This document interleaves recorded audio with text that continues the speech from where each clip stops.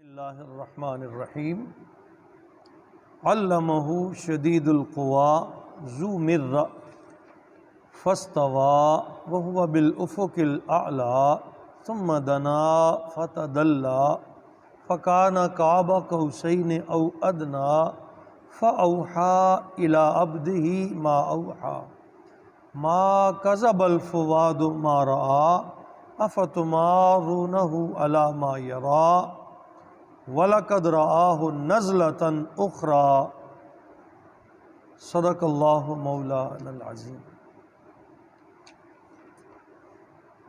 آج کا چیپٹر اور موضوع بڑا خوبصورت ہے، جس میں حضور نبی رحمت صلی اللہ تعالیٰ علیہ وسلم کے معراج پاک کا ذکر کیا گیا ہے۔ جیسا کہ کل ابتدائی آیت طیبہ میں ہم نے یہ پڑھا کہ قسم کھا کے اللہ تعالیٰ نے اپنے حبیب مکرم صلی اللہ تعالیٰ علیہ وسلم کے سفر معراج سے واپسی کا ذکر کیا کہ قسم ستارہ محمد کی جب وہ بلندیوں سے پستی کی طرف آیا، اور پھر قرآن عظیم کی صداقت اور وحی الہی کی صداقت پر رب کریم نے ارشاد فرمایا، جو لوگ میرے محبوب صلی اللہ تعالیٰ علیہ وسلم پر یہ اعتراض کرتے ہیں کہ یہ گھڑی گھڑائی باتیں، سنی سنائی باتیں یا خوابوں کے قصے لا کے صبح بیان کر دیتے ہیں، ایسا نہیں ہے، وہ تو وحی الہی کے خلاف کے بغیر بولتے بھی نہیں، جو ارشاد فرماتے ہیں وہ وحی الہی ہوتا ہے۔ وحی کی دو قسمیں ہیں، ایک وحی جلی ہے، ایک وحی خفی ہے۔ وحی جلی وہ ہے جس کے الفاظ بھی اور معنی بھی اللہ کی طرف سے ہوں، اور وہ قرآن عظیم ہے۔ الفاظ بھی اور معنی بھی دونوں اللہ کی طرف سے ہوں تو قرآن بنتا ہے، اور اگر معنی اللہ کی طرف سے ہوں، مضمون اللہ کی طرف سے ہو، لیکن الفاظ نبی کریم صلی اللہ علیہ وسلم کے ہوں تو وہ وحی خفی ہے، یعنی حدیث طیبہ کہ مفہوم تو اللہ نے ہی دیا ہے، سرکار نے اسے اپنے لفظوں میں بیان کر دیا، اسے حدیث کہتے ہیں۔ تو فرمایا علمہ شدید القویٰ، انہیں سکھایا ہے زبردست قوتوں والے نے۔ یہ جو ہر لفظ قرآن ہے، یہ جو ان کا بولنا قرآن ہے، یہ جو ان کی بات وہی ہے، یہ اپنی طاقت سے نہیں ہے، یہ اس کی طاقت سے ہے۔ علمہ شدید القویٰ، انہیں سکھایا ہے زبردست قوتوں والے نے، ذو مرہ، بڑے دانا نے، جس سے بڑا دانا کوئی نہیں۔ فاستویٰ، پھر اس نے بلندیوں کا ارادہ کیا۔ کس نے؟ اس محبوب مکرم صلی اللہ تعالیٰ علیہ وسلم، اللہ کے حکم سے۔ وَهُوَ بِالْأُفُقِ الْأَعْلَىٰ، اور وہ سب سے اونچے کنارے پر پہنچے، وہ سب سے اونچے کنارے تک پہنچے۔ ثُمَّ دَنَا، پھر وہ اور قریب ہوئے، فَتَدَلَّىٰ، اور قریب ہوئے، فَكَانَ، یہاں تک کہ قاب قوسین، صرف دو کمانوں کے سروں کا فاصلہ رہ گیا، او ادنا، یا اس سے بھی زیادہ۔ اب اس سے زیادہ کہہ کے حد ختم کر دی۔ پہلے حد تھی کہ کمان کے دو سروں کے برابر قریب ہوئے، ایک کمان ہے نا، تیر کمان، تو اس کے دو سروں کے برابر یعنی قریب آئے۔ فتدلی، اور قریب ہوئے۔ ثم دنا فتدلی فرما کے پھر کہا فکان قاب قوسین، اتنے قریب ہو گئے جتنا کمان کے دو سرے۔ پھر کہا او ادنا، اس سے بھی قریب۔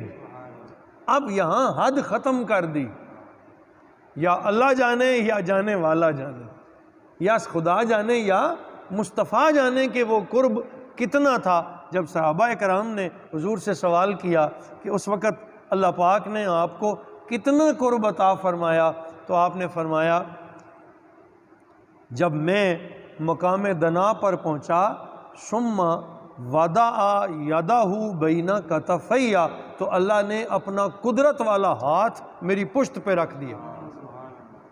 اب اس قرب کو کوئی کیا جانے، وہ ہاتھ کیسا ہوگا، وہ اللہ کی شانوں کے موافق ہے، اس کی کوئی تمثیل بیان نہیں کی جا سکتی۔ کہ اپنی قدرت والا ہاتھ رب نے میری پشت پر رکھا،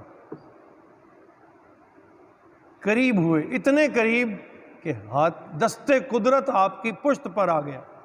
فرمایا فوجدت بردہ بین صدیہ، میں نے اس کی ٹھنڈک اپنے سینے میں محسوس کی، میرے سینے میں ٹھنڈ پڑ گئی۔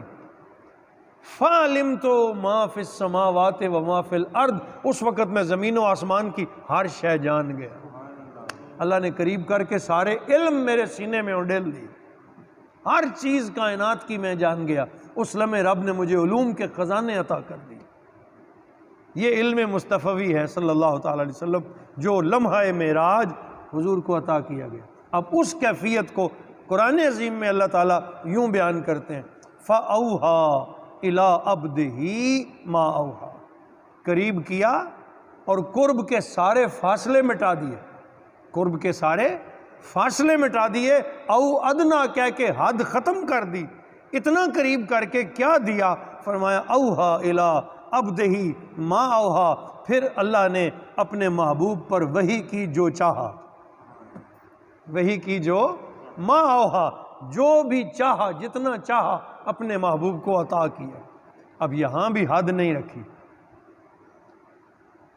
10 پارے دیے، 30 پارے دیے، زمینوں کا علم دیا، آسمانوں کا دیا، آخرت کا دیا، دنیا کا کیا دیا، کوئی بیان نہیں کیا۔ ما اوحا، جو چاہا۔ اب جو اللہ نے چاہا اس پر کوئی حد قائم کر سکتا ہے؟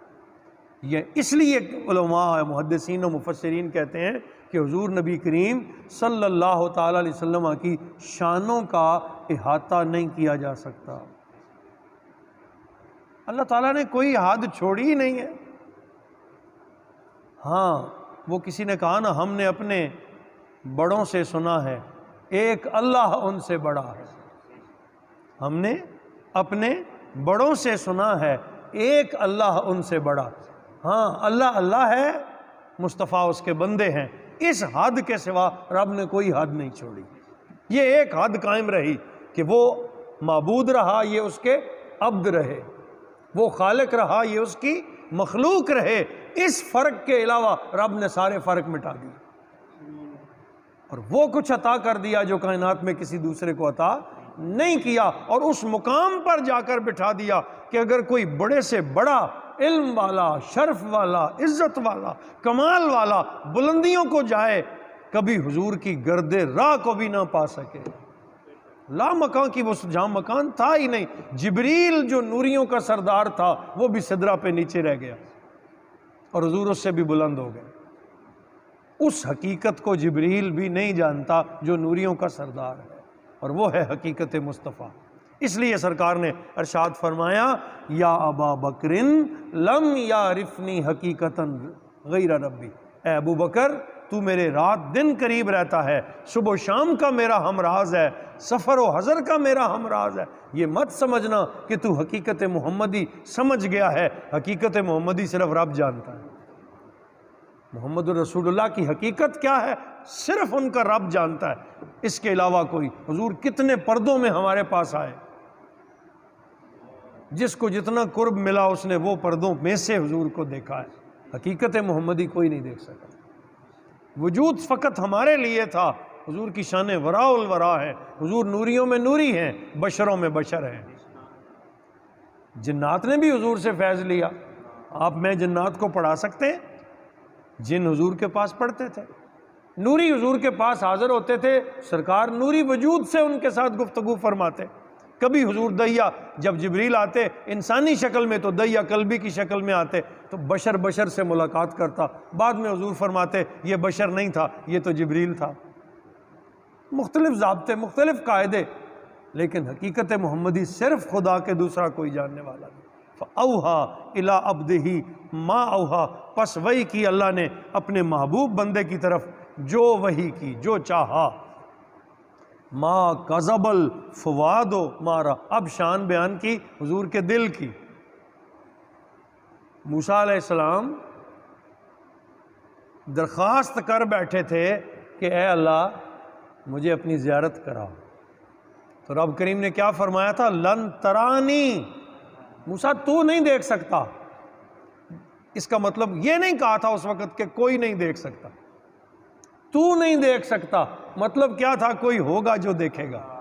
تجھ میں اتنی سکت نہیں ہے، وہ سکت والا آئے گا تو دیکھے گا، کہا جب ہم نے اپنے حبیب کو قرب دیا، اور وہ طور تھا، یہ لامکان تھا، وہ تو طور تھا، یہ لامکان تھا جہاں وہ پہنچے تھے، لیکن وہاں پہنچ کر بھی ما کذب الفؤاد ما رأى، نہیں جھٹلایا دل مصطفیٰ نے جو چشم مصطفیٰ نے دیکھا، جو چشم مصطفیٰ نے، جو حضور کی آنکھوں نے دیکھا، دل نے اسے جھٹلایا نہیں، یعنی دل اسے مضبوطی سے قبول کرتا رہا، حواس قائم رہے، حضور پوری قوت کے ساتھ، اللہ کی دی ہوئی طاقت کے ساتھ اپنے رب کے جلوے دیکھتے رہے، اور اپنے رب سے جو اللہ نے دیا وصول فرماتے رہے۔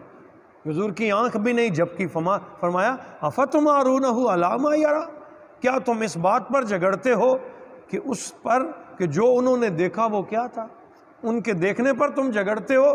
تو اس کی شان تو یہ ہے وَلَقَدْ رَآهُ نَزْلَةً أُخْرَى، انہوں نے تو اسے 2 بار دیکھا ہے، ایک بار بھی نہیں، 2 بار دیکھا ہے، اس رب کو 2 بار دیکھا ہے۔ حضور آئے نا، بات لمبی ہو جائے گی، میں یہاں ہی ختم کر دیتا ہوں کہ جب 50 نمازوں کا تحفہ نصیب ہو گیا اور خوشی خوشی سرکار لے کے آ گئے، اور چھٹے آسمان پہ آئے تو موسیٰ علیہ السلام سے ملاقات ہوئی۔